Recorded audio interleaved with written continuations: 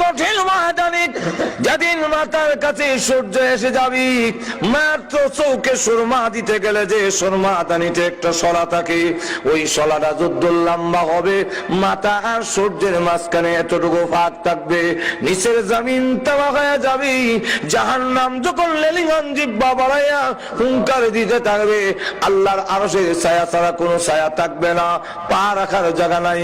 দুইটা পা রাখতে যতটুকু জায়গা, এতটুকু জায়গা আছে, এর চেয়ে বেশি জায়গা নাই।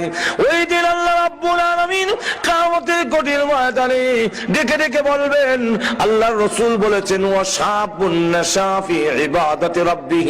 কিয়ামতের মাঠে আল্লাহ ডাক দিয়ে বলবেন, যুবক কইরে, ও যুবতী আয়, আজকের কিয়ামতের মাঠে আমি তোমারে সম্মান দিতে চাই, যেহেতু তুমি আমার নওজোয়ানি কালটাকে সম্মান করেছো।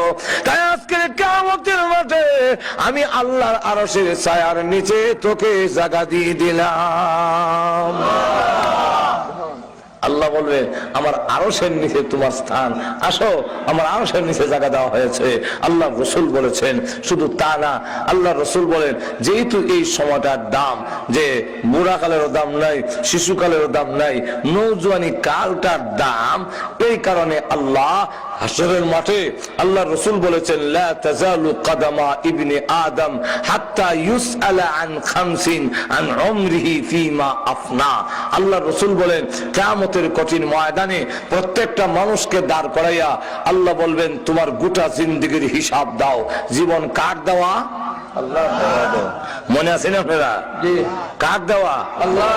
আল্লাহর যেহেতু দেওয়া, এই জন্য হিসাব কে নিবেন? আল্লাহই নিবেন। কেন আল্লাহ নিবেন? আল্লাহ বলে, আমি দিছি, আমি হিসাব নিব না, খেলা নিত সব দে কই পাইছিলি দা,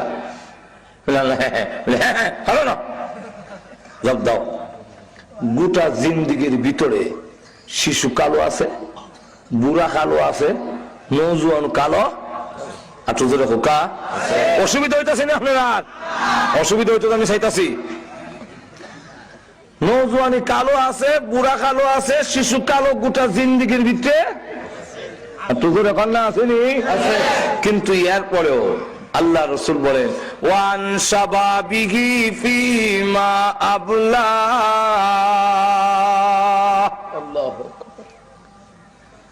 নওজোয়ানি কালটা সম্পর্কে আলাদাভাবে জিজ্ঞেস, আলাদাভাবে। গোটা জীবনের ভিতরে সব কাল আছে, এক কথাতে শেষ হইতে আছে। আল্লাহ রসুল বলেন, আন শাবাবিহি। আবার নওজোয়ানি কাল সম্পর্কে জিজ্ঞাসা করবে যে, হ্যাঁ, নওজোয়ানি কালটা কোন মতে ব্যয় করছো, এটার হিসাব দাও। এটাকে আলাদাভাবে জিজ্ঞাসা করা হবে কেন? যেহেতু এই সময়টার গুরুত্ব বেশি, এটা কোন পথে ব্যয় করছো, এর হিসাব দিয়া ফাওলারাইও। এর আগে ফাওলারাইবার ক্ষমতা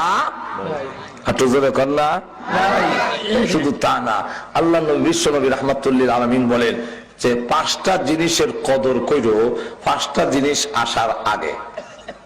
কটা জিনিসের? আল্লাহ রসুল বলেন, এক সাহাবীকে নসিহত করলেন। আবু হুরায়রা থেকে বর্ণিত হাদিস যে আল্লাহ রসুল বলেন, ক্বালা রাসূলুল্লাহ সাল্লাল্লাহু আলাইহি ওয়াসাল্লাম লিরাজুলিন ওয়া হুয়া ইয়াইযু, ইগতানিম খামসান ক্বাবলা খামসিন শাবাবাকা ক্বাবলা হারামিক। বার্ধক্যতা আসার আগে আগে নওজোয়ানি কালদারে কাম লাগাও। আর তো জোরে কোন না, বুড়া কালে তো যাইবাও, আর তো কোনো গতি নাই।